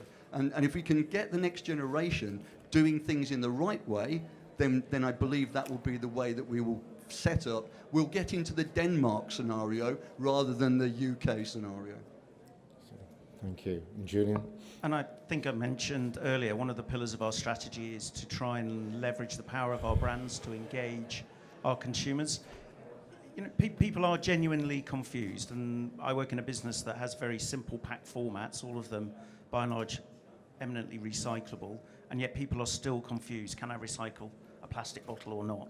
So we start with a pack. We've got the OPRL label on all of our packs. We try and feature that. I think Jane is here from the OPRL. It'd be great if all businesses could actually start to use the same common factual information about what can and what can't be recycled. That will help in the process, I think, that's being described. We're experimenting now, so you'll see on some of our brands, on the caps, we've got a message about recycling. We're putting messages on multi-packs. So we're trying to use all of the brand architecture that we have available to engage consumers. And then online, through social channels, we're working with vloggers and bloggers. I have no idea what these people are or what they do, but apparently very influential. We've taken them into our factories.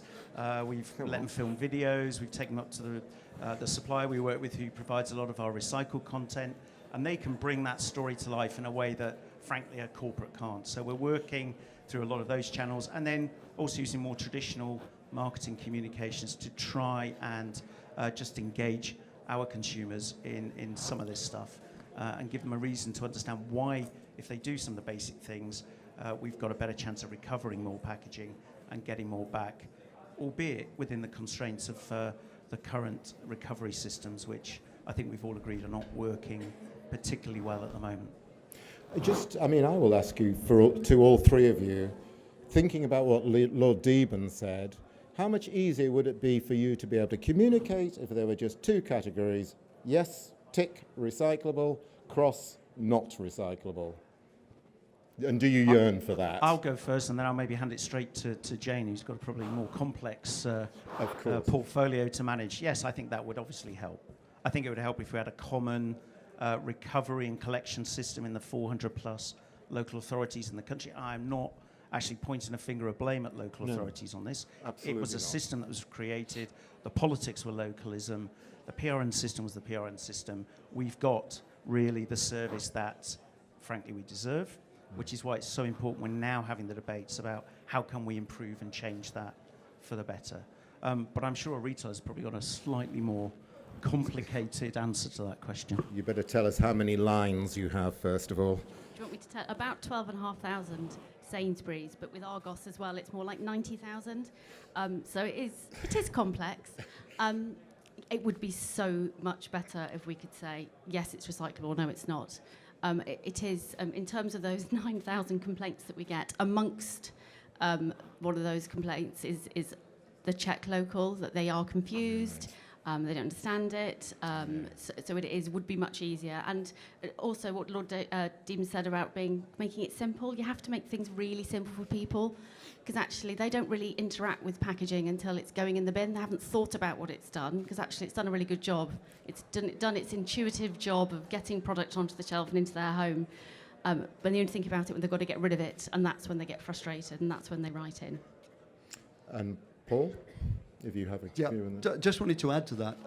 As Church and Dwight is a global brand, and we're growing our brands within non-mature markets. So, so growing economies, we're actually shipping our brands over there.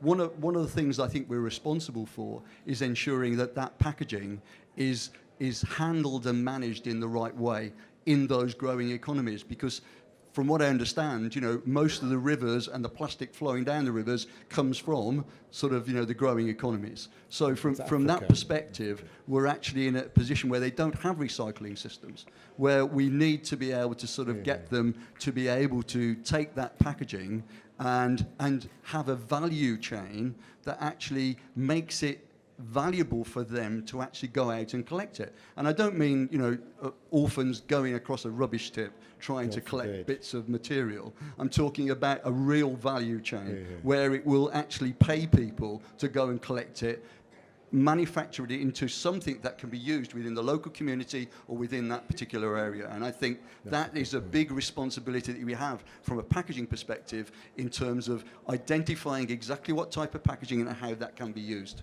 I think that is so important. And if you do get time to look at a charity called Waste Aid, well worth looking it up. Tony, did that answer your question? All right, but you can always buttonhole them over a drink later. I've got to keep reminding you about that. It's Martha from Fab Little Bag. It was just really more on that question. Wouldn't it just be easier to have a colour-coded system, because that's internationally understood by everybody, and then you could match that up with the local authority dustbins? So, if it's got a red mark on it, it goes into the red bin, etc. If you're going to keep it simple, you really have to be really simple. So you're looking for a at global Jane, system. A global system, because then wherever you are, you're all doing the same thing. I'm actually looking at Jane from the OPRL. Would you like to answer that, Jane? Thank you. Pleased here. Right. So just muscling on to the I've panel lost here. control. So the part of the problem is not only do local authorities collect different things, they use different colour bins. So it's not just as easy as matching up.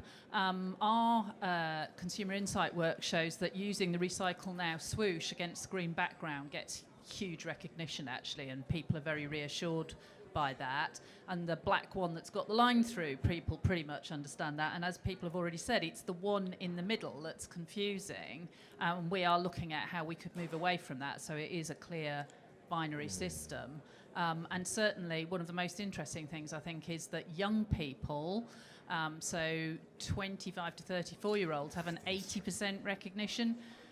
18 to 24-year-olds have a 90% recognition, and that, I think, is largely because our great members like Jane put the label next to the microwave instructions so they all see it. So we're getting there, but it's what would seem to be a sensible response, actually, in the backdrop of the world we're operating in, doesn't quite work. Yeah. Just in case you didn't realise, Jane runs the on-pack recycling label system. So, because I know you didn't get a proper introduction before, and you're going to see more of Jane tomorrow when you are going to come back. Jim, I mean, you're, both of you, and Paul, global companies, multinational. Have you looked at a sort of global recycling information route? We're actually in the process of trying to adopt a system that works globally. And we're experiencing exactly the same problem. We've looked at color coding. How does that work across all of the countries? Or when in our own country, one authority to another has a completely different system, and it really is hard for us to get something that's standardised. But we support the fact that there is a system available, and that we should actually use that going forward on all of our packaging. Yeah, and I think the framework of OPRL is being looked at by regulators in other markets around the world, and more multi-market brands are using it. I mean, the challenge we have isn't even a global one, it's a European one. So in some markets, for instance, Norway or Germany, we'll be in a DRS type system. In France and the GB, we're not. Even between GB and France, it's a very different kind of recovery system. In France, we have to put an obligatory symbol to show we've paid into the compliance scheme. Here we don't. So even at a European level, it is messy, I'm afraid, which doesn't help in this confusion that I think all of us encounter Even as experts, I think most It of is us get a bit messy. confused.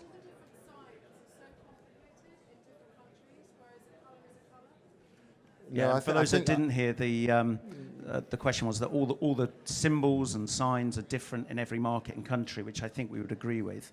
But don't forget, a lot of us in the food industry have already got colour-coded symbols on our packs, and that's really around the nutrient content. So you'll end up with lots of colours if you're not careful. But I guess. that doesn't take away the good sense of what you're saying. I mean, the logic is is perfect. I believe we have a gentleman at the back who now has a microphone. Hi, my name's Michael Pritchard from Anyway Spray. I was a speaker earlier on. My question is recycling versus reuse. And Coca-Cola would probably have a very good insight into this because, when I was young, I used to get my milk delivered on the doorstep and you'd hand the glass bottle back and they'd reuse it. While recycling is very good, there's a cost to the recycling of melting it down and regrinding it and reusing it again versus picking up the glass bottle, say, and reusing that in your facilities. Have you got a view, because there is an overall cost of recycling versus reuse, the cost to the environment, et cetera, et cetera. Hope you can distill the question from. Yeah, this is not just a financial cost. This is No, cost. I think it's a really great question. We work in lots of markets where refillables and reusables are still a really important part of our packaging mix and will remain so. Here in the UK, it was, I remember the first job I did in journalism was on Packaging News, the much missed Packaging News magazine, as news editor. And these debates were really live because in parts of Europe, there was a very strong debate around moves away from refillable packaging that here in the UK, we'd had sort of 10 or 15 years before that, when retailers and increasingly the hospitality sector wanted to move away and change their whole network and framework. So we ended up with edge-of-town supermarkets that didn't have the facility for consumers to bring back the pack, and so our whole kind of culture of using the containers changed. So here in the UK, we're always going to have that, I think, first initial hurdle we'll have to get over as a trade before we can really get into answering the question about do we move back to refillable or not. But I'll come back to a trial we've been doing in Reading just to finish the answer to your question. In other markets, if you go into our plants, what you will see is you'll walk into a room which is probably as big, if not bigger, than this hall, and it will have essentially an enormous big washing machine in it, which will then have to pump caustic soda into the bottles, then pump that out, then clean them at high temperatures, then check the bottles to check there's no contaminants still in them or cracks, and then put them on a line when we're absolutely certain they're safe to go back to the market.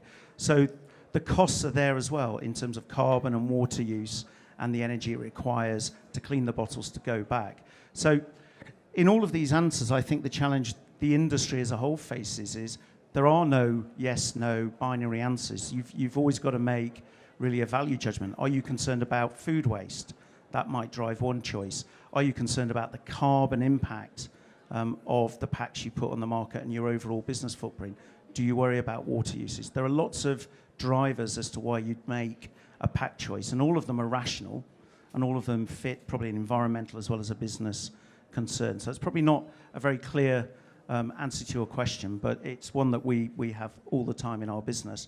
And some of you will be aware, we've also been looking at new technologies, new ideas to engage consumers. So we're just finishing a trial at Reading University where we use a dispensing equipment technology we call Freestyle, and have chip cups and reusable cups that people can go, they pay a certain price and they can go back and refill the cup. So we're still trying to evaluate that trial to see if that offers any ideas about future packaging formats that we want to use. Anybody else who's experienced reusables, Jay? I mean, reusable carry bags.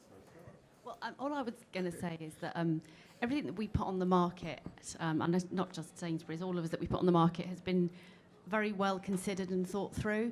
I'm not saying that we've not got a lot more to do. We absolutely have, but everything that we do has been thought through so that we are doing the best for the market, for the customer, for that particular product, and in the way that society changes. So in the terms of milk bottles, those milk bottles are recyclable. and every single, I think I can say this, every single local council will collect milk bottles, and they can be recycled, and they get made into more milk bottles. So that's already a really good closed loop system. And actually, I'm going to bang on about the UK plastic pact because it is a very, very good commitment, which is why we've signed to it, and all of the retailers have signed up to it, is because we need to create that closed loop system for as many bits of packaging as possible, particularly when it comes to plastic. You can still have milk delivered if you want to in a milk bottle. Obviously, it's glass, and therefore, if you smash it, you've lost all your product. And plastic does bounce, so there was definitely some benefits to moving out of glass and into plastic. But just if there were simple options for some of these challenges, we would have done them already. Paul, do you want to? Yeah, I think from a manufacturing point of view, we're the investment that we've made for our automatic lines within Folkestone is over $50 million. For us to then relook at the way in which that whole manufacturing changes is a massive investment for a company the size of Church and Dwight. It would change. It's a ballpark changer in terms of looking at taking packaging back and then re-cleaning it and actually recycling it.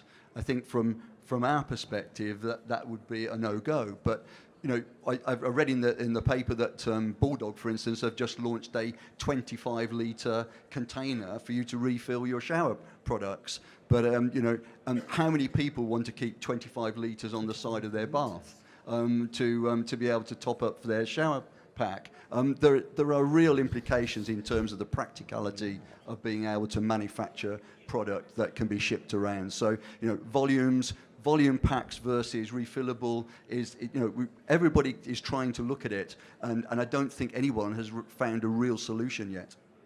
Just picking up on Jane, how many people in the room are aware of the Plastics Pact? And there's no shame for not knowing. What would you say that would be, half, or there are some who don't? Right, which is interesting, actually, suggesting still quite a lot of work to be done there. Hope that answers your question or helps, Michael. Anyway. Anybody in this row here? We haven't had anybody. Oh, we have on this side. Excellent. Thank you. This is Imran. I'm from Bourne Packaging from Ireland. Yeah, I'm from Bourne Packaging Bourne Packaging from Ireland. I just wanted to ask Sainsbury Jane a question. Where we are on biodegradable and compostable materials for packaging. Okay, it's a very, very good question. Are there any waste management companies in the audience? Hopefully I'm going to help you out. There's nothing to be ashamed of if you are. No, it's good, it's good. At the moment, if we put compostable packaging in with recyclable packaging, it is going to cause them a huge amount of problems. Yes. So putting compostable packaging directly onto the market at the moment is going to be a bit of a challenge. It doesn't mean it's not part of the future, but again, this is why part of the UK Plastics Pact. It sounds like I'm a big advertiser for the Plastic Pact, doesn't it? One of the commitments, one of the targets is to that all plastic packaging is 100% reusable, recyclable or compostable. So the industry will be working on making compostable. And in terms of biodegradable, again, we don't know what the unintended consequences are at the moment because nothing that I have seen, although there may be some stuff coming to the market, is fully degradable. So actually you end up with microplastics, which are far worse for the environment and for marine life. And we don't want to have an unintended consequence. So there is work to be done in those areas, from my opinion. Right. Yeah, go for it. Most definitely, most definitely. I think from a manufacturing point of view, bioplastics, etc., have implications in terms of their reactivity with the types of materials, formulas that we have. They also have a situation where their moulding and manufacturing are perhaps not to the tolerances that we need to be running at 300 a minute down a production line. So there's still we're looking at it, but there's still a lot of work to be done to make that a really viable way of going forward with plastics within our particular industry anyway. And you've experimented, have you? Or we have indeed. You haven't experimented. Julian. I'd just echo what people have said. I think a lot more work probably for the industry to do on compostability, but particularly biodegradability. And particularly when I think of some of the debates around beverage packaging at the moment, I do get quite anxious at some of the claims I see of. I saw one, I can't remember who it was, with a bottle that would dissolve into seawater, which sounded fantastic, except I think the seawater had to be at a constant temperature of 27 degrees or something. Oh, for heaven's So there's always these caveats, always these little design constraints, always these little unknowns around the technology. That is not to say we shouldn't, whether it's through the plastics pack or through other fora, be looking at the technologies that are emerging, looking at new ideas, constantly rethinking our approach to packaging. But at the moment, for me, the jury's still probably out on that. Thank you. And God, I don't know how it's meant to get, should never even get to the sea in the other way, just to prove that. I think as an industry, we should pull together and ban the term biodegradable. I think this is absolutely overdue.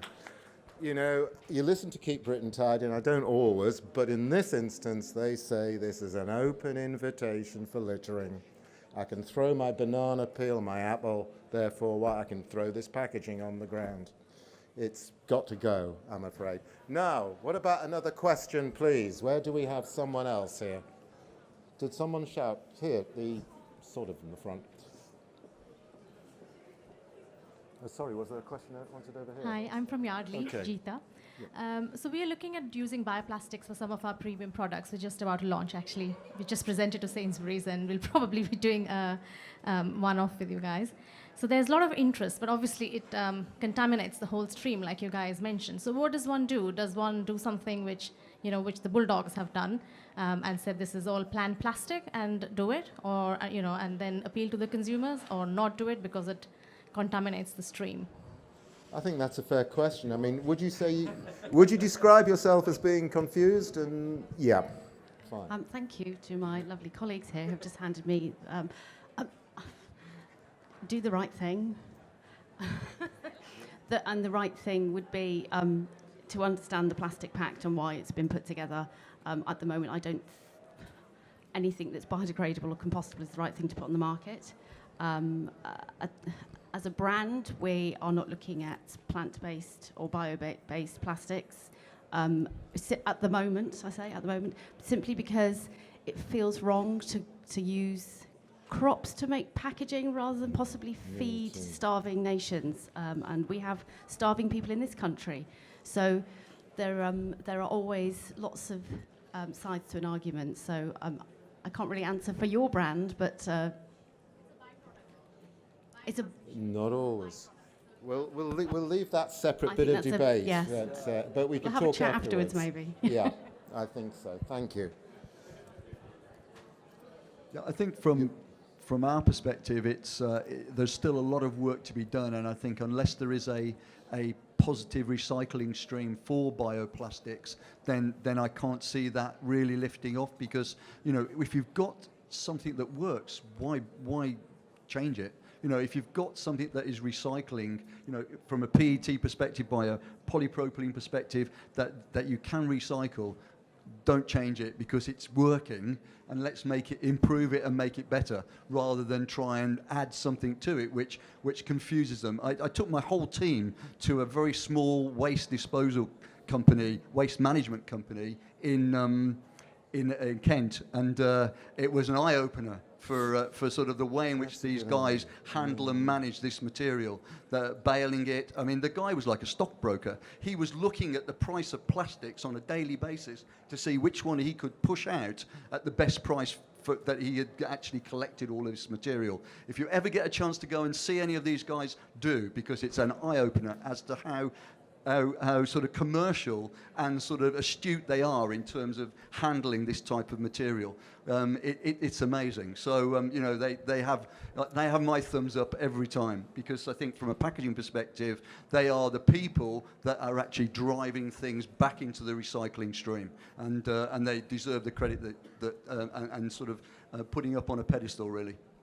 And Jim, when you answer, I want to be grateful. Something which keeps me awake at night. Well, not quite, but is there going to be enough rPET available to satisfy your demand and your competitors, who are obviously, I imagine, going to match you? Based on all the claims that everybody's making at the moment here in GB, no. It's going to get very, very tight as a market. But I think that's a good thing. I mean, we helped set up a PET bottle recycling plant in Lincolnshire in 2011. I think it's in the public domain. That facility had troubles, shall we say, a number of times, and we maintained our support, buying 25% of our rPET, of our PET as rPET from that plant from 2012 until it was bought again 2017 by a new company, Plastipack, which I think many people in the food industry will know is a big supplier of food-grade PET. So we're very confident that that business really understands the market, really understands recycling, really understands what retailers and manufacturers want. So we're very proud of the fact we've been consistent, we've stayed, and there is a very, very good mechanical recycling facility here in Great Britain. Hopefully with the reforms that are coming, we will see more facilities coming on stream, more capacity being built as people have more confidence that this is the right thing to do. And I also get asked the question all the time, yes, there is an on-cost. So as a business, you have to make a decision whether you think this is in the best interest for your business, your brand, your consumers for the long term. We took that decision in 2011. Yeah, thank you for answering that. You know, when you're in a restaurant and it's late and you're the last people in there and they're laying out the breakfast table, I think we're reaching the equivalent of that. However, can we have one more or not? One more question. Do we have one more question from this excellent audience? Here we go. Name, rank, and whatever. Hi, I'm Heather West from Kettle Foods. You've spoken, Jane, about the Plastics Pact and RAP, and that's something that we've tried to get involved in as a company. However, we have struggled to engage with them a bit, and maybe that's because we're not big enough as a company. So I didn't know if you had any advice for us on how you perhaps get the Plastics Pact to work with us, and just to give us some advice as a company. Why don't you come in and see me and my team, and then we can help you. Yeah. On our products, obviously. Yeah. But yeah, I think they've got quite a lot of members at the moment, and I'm sure at some point in the future they might be taking on some more. But why don't you come and talk to us specifically? Yeah, that'd be brilliant. Thank you. No problem. And RAP really shouldn't sit back on that. Day one of Packaging Innovations, luxury packaging, and ADF London is now closed. Did you see my lips move? Oh, for God's sake. We look forward to seeing you again tomorrow. Please make your way to the exit and have a safe journey home. Right, don't make your way to the exit. Make yourself away. Get to the networking bar. There's a glass of something for you to drink there, and we can carry on the conversation. Just want to thank the three panelists who are involved now. Please, come on. Obviously, we want to thank again Lord Deben. We want to thank Phil Chadwick. We want, most importantly, to thank yourselves for coming along. Come back tomorrow. There are 2 excellent sessions going on. Look forward to seeing you then. Have a good evening.